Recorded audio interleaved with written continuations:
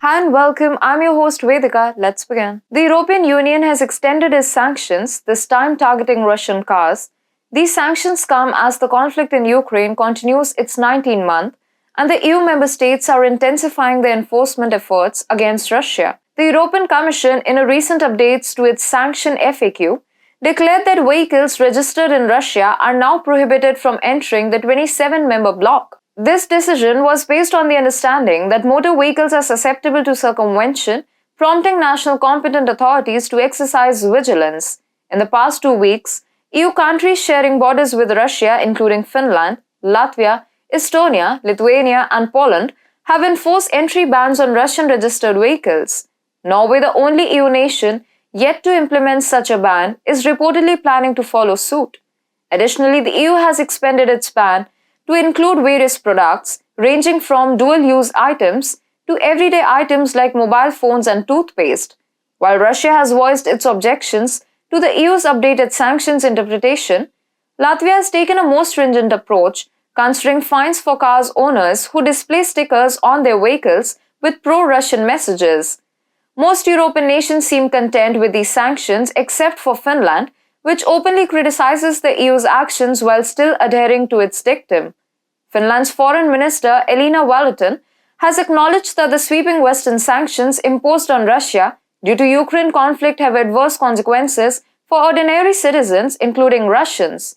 She emphasized that these sanctions have a detrimental impact on everyday people but clarified that there are no plans to alter this policy. In an interview with the Washington Post, Valtonen was asked about the fairness of Finland and several other EU nations' decision to ban Russian vehicles from entering their territories, to which she responded affirmatively, acknowledging that sanctions are hurting regular individuals. However, Valtonen also expressed the view that the European member states do not have a choice but to maintain their sanctions policy. Owners of Russian-registered cars already in Finland are given several months to remove them from the country.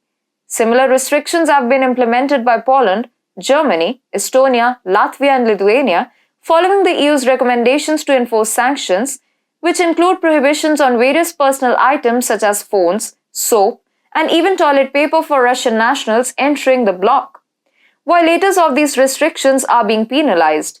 The prevalence of Russian cars in the Baltic states, Estonia, Latvia, and Lithuania, and Finland, particularly in border regions, is rooted in historical and economic factors.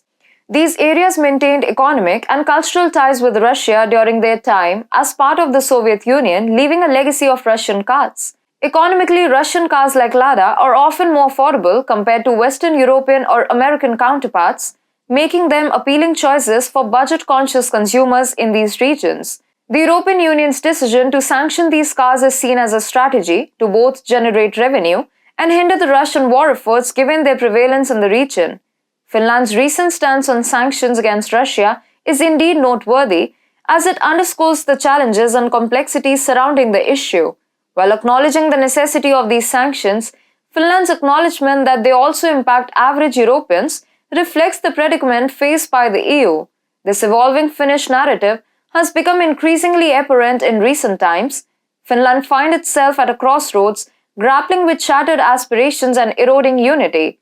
The contentious issue of permanent NATO bases on Finnish soil has led to a divided nation, with 42% vehemently opposing the idea. Furthermore, a significant majority of Finns, 77%, now firmly object to the presence of nuclear weapons on Finnish territory, with 61% opposing their transportation across the country. Adding to the discourse, Jussi Halla-aho, an influential figure within the far-right Finns party and a coalition partner of PM Petri Orpo, has set a tone of dissent.